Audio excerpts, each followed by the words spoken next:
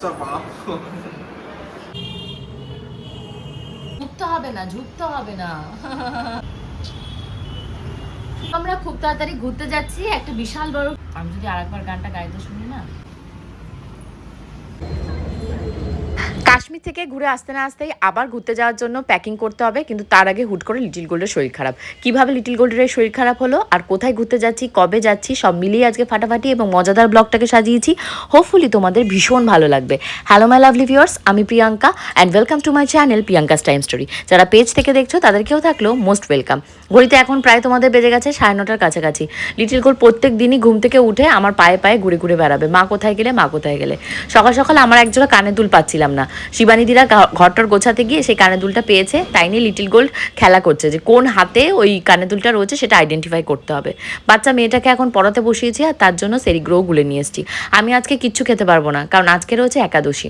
একাদশীটা কিন্তু আজকে গোবিন্দ আমাকে ফোন করে জানায়নি। তোমাদেরকে বলি না, গোবিন্দকে আমি একটা দায়িত্ব দিয়েছিলাম যে একাদশীর আগের দিন করে আমাকে বলতে, তা সে তো বাড়িতেই নেই। 1 মাস হতে গেল সে বাড়িতে নেই, আজ আসে কাল আছে পরশু আসে করতে করতে আমি একটা মাস টানা আমার দেওরের সাথে মানে কোনো কনভারসেশন নেই, শুধু ভয়েস কলে হ্যালো হাই কেমন আছো, সুস্থ আছো, কী খেয়েছো, ওইটুকু। তাও হয়তো 1-2 দিন কথা হয়েছে, তা বাদে ও এতটাই ব্যস্ত মানে সমস্ত রকমের ব্যাপার নিয়ে।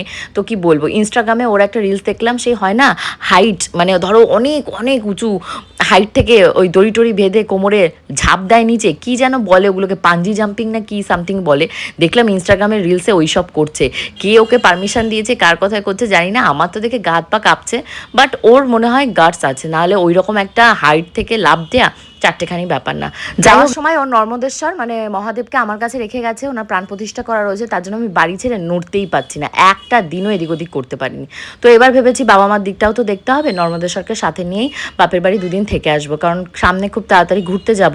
তো ঘুরতে যাওয়ার আগে হুট করে আজকে সকাল থেকে দেখছি লিটিল গোল্ডের গলা খুসখুস করছে, হাঁচি দিচ্ছে 2-3টে করে। এবার ছোঁয়াচে লাগলো না কি লাগলো জানি না।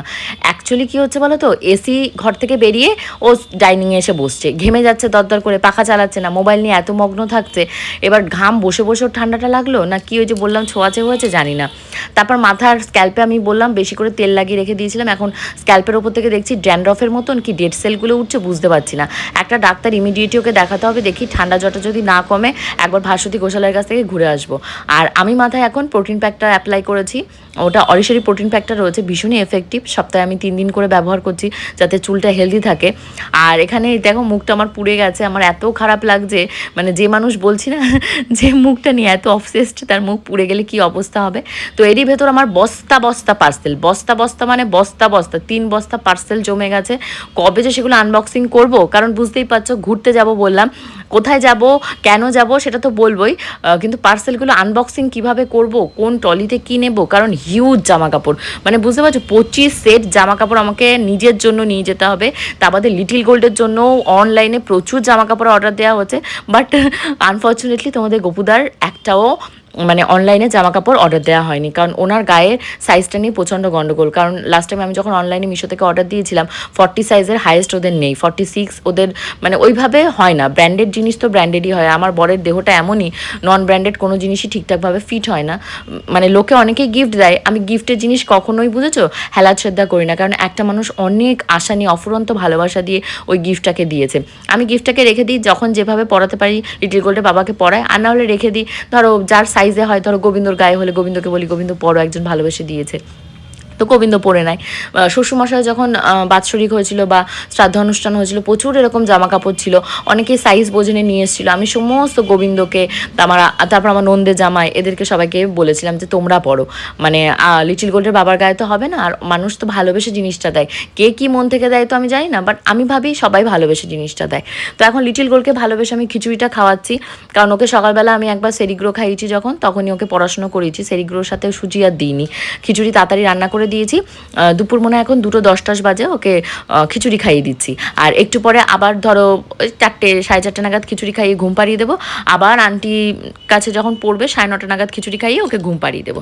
তো এখন আমি কি করব, একাদশী যেহেতু করেছি, একাদশীর তো ব্রত পালন করতে হবে। সকাল থেকে নির্জলা ছিলাম, ফাস্টিং, ইন্টারমিডিয়েট ফাস্টিং করেছি, 12টার পর জল টল খেয়েছি, খেয়ে একটা আম খেয়ে নিয়েছি চটপট করে, 2টো খেজুর খেয়েছি। প্রচুর খিদে পেয়ে গেছে জানো না তো, পেট জ্বলে পুড়ে যাচ্ছে, মানে যেমন গরমে ঘাম হচ্ছে, গ্লাস গ্লাস জল খাচ্ছি আর সেরকম পেট জ্বলে পড়ে যাচ্ছে খিদেতে। কি করব, তাড়াতাড়ি করে আমটাম খেয়ে ভাবলাম এখন তো ভিডিও বানাতে হবে, কারণ শাড়ি রয়েছে একটা, জামাষষ্ঠী উপলক্ষে যে শাড়িগুলো কিনেছিলাম, লাস্ট একটা শাড়ি রয়েছে রেড কালারের, শাড়িটা রেখে দিয়েছিলাম। বললাম না ইয়েলো কালার শাড়িটা পরে জামাষষ্ঠী করতে যাবো ভেবেছিলাম, বাট সেটা পরে তো আগের দিন ভিডিও বানানো হয়ে গেছে, ভেবেছিলাম রেড শাড়িটা পরে যাবো। তা ভাবলাম না, রেড শাড়িটা আজকে পরে ফেলি, আমি তো ঘুরতে যাচ্ছি, ঘুরে এসে আবার কিছু না হয় পার্সেলের অর্ডার দেবো ওখানে শাড়িটারই, সেইগুলোর ভেতর থেকে একটা পরে আমি জামাষষ্ঠী করতে যাবো, আর মাকেও জামাষষ্ঠীতে এখান থেকে একটা শাড়ি গিফট দেবো।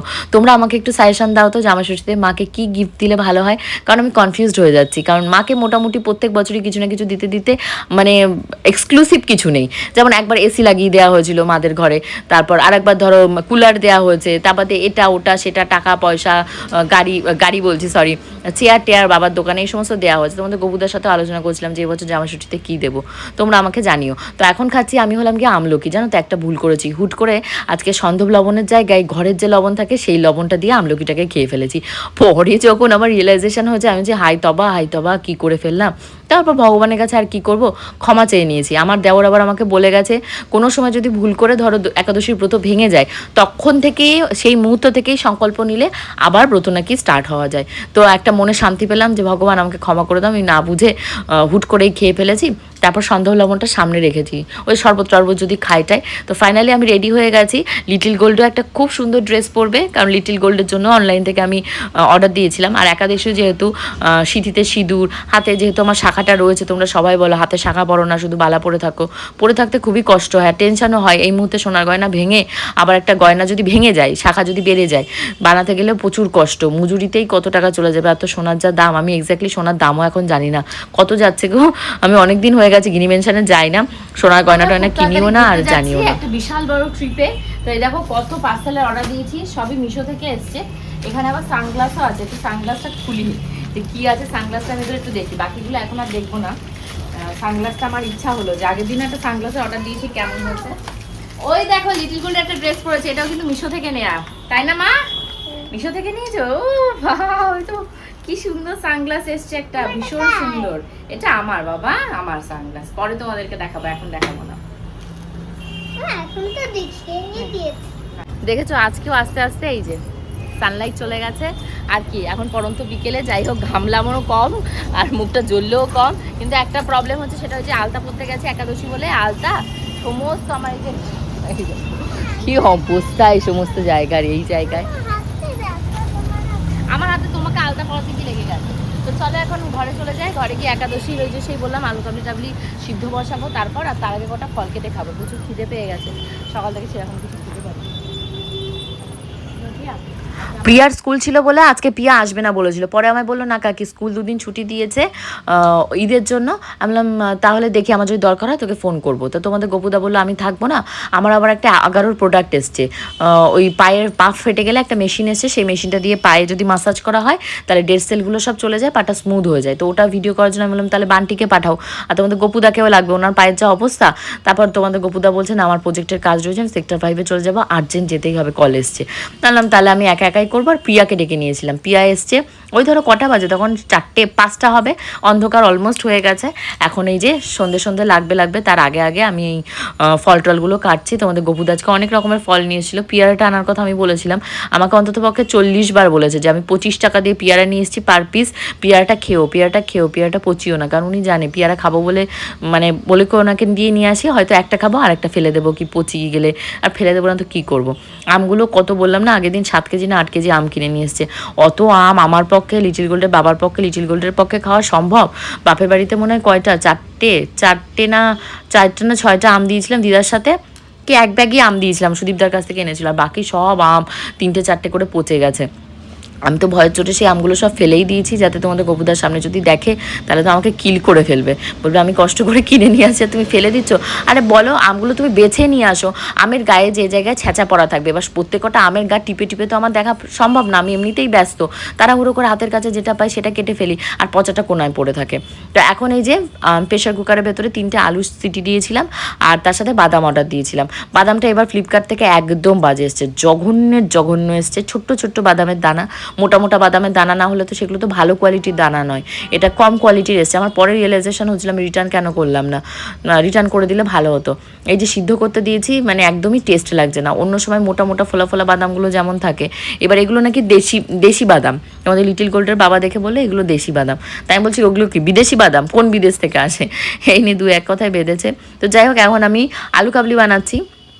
আলু কেটে নিয়েছি আর তোমার কাঠবাদাম যেগুলো সেগুলোকে সিদ্ধ করে নিয়েছি, কাঁচা লঙ্কা, গন্ধরাজ লেবু আর হলো সন্ধব লবণ, এই দিয়েই আমি প্লেন আলু কাবলি মেখে খাবো। তো এই আলু কাবলি মাখাটা আমি শিখেছি আমার ছোটো ননদের কাছ থেকে। ও যখন এই যে এখানটা অপারেশনের সময় ছিল, একাদশী করতো, তখন ও সুন্দর সুন্দর প্রসাদ বানিয়ে বানিয়ে খাওয়াতো, মাতাজি ছিল তো ওদের কাছ থেকেই শেখা। সবজি রান্না করেও খাওয়া যায়, বাট আমার না সানফ্লাওয়ার অয়েল যেটা সেটা শেষ হয়ে গেছে, আবার আনবো, কারণ আমি তো বাড়িতে থাকবো না, ঘুরতে যাব, তো এক্সট্রা কিছু এনে এখন আর ঘরে জমা করছি না। আর এই যে তোমাদের গপুদা এসে এই যে বগর বগর শুরু করেছে, পচা আম বুঝেছো, তুলে নিয়ে এসছে ডাস্টবিন থেকে, তুলে এনে মানে ভেঙে ভেঙে খাচ্ছে। তাই আমি বলছি স্বভাব কোথায় যাবে, আমার শ্বশুরমশাইকেও আমি এরকম দেখতাম, ব্যাগ ভরে ভরে বাজার করতো, পচে ধচে যেত, ফেলে দিলে আবার আমাকে বকাচকা দিয়ে সেইগুলোই তুলে তুলে বলতো কেটে আমাকে পরিষ্কার করে দাও, আমি খাবো। যাই হোক, এখন ঘড়িতে প্রায় অনেক রাত্রির হয়ে গেছে, একাদশী করেছি, দুপুরে ঘুমাতে পারিনি ভিডিও এডিটিং করে, কারণ লাস্টের দিন তিলোত্তমাতে গেছিলাম, তিলোত্তমার প্রচুর ভিডিও ছিল। সত্যি কথা বলতে আমি সত্যি যেটা সেটাই বলছি, তিলোত্তমার গয়না কিন্তু সুন্দর গয়না, মানে ইনস্টিড অফ গোল্ড জুয়েলারি তোমরা এটা ইউজ করতেই পারো, কিন্তু আমি সবসময় বলবো যে যাই বলুক না কেন, আমি কারো বিরোধিতা করছি না, সোনার গয়না এমন একটা জিনিস, ওটা কিন্তু নারী সম্পদ। আমি কিন্তু পরবর্তীতে আবার গিনি মেনশনে যাবো, ওখানে অলরেডি আমার সোনার গয়না অর্ডার দেওয়া রয়েছে, গয়না আমিও কিনবো। আমি তোমাদেরকেও সেই কথাই বলবো যে তোমরাও গয়না কেন, কারণ একজন আমাকে কমেন্ট করে বলছে তোমার বাবার দোকান যদি 1 বছর বন্ধ থাকতো তাহলে তোমার কেমন লাগতো। আমি কারো দোকান বন্ধ করার কথা বলিনি, আমি আমার পার্সোনাল ওপিনিয়ন বলেছি। আমি পরবর্তীতেও গিনি মেনশনে যাবো, গিয়ে ওখান থেকে অনেক সোনার গয়না কিনবো, খুব তাড়াতাড়ি শেয়ারও করবো। বাট আজকের মতন যাচ্ছি, কালকে ব্লগে তোমাদের সাথে দেখা হবে, বাই।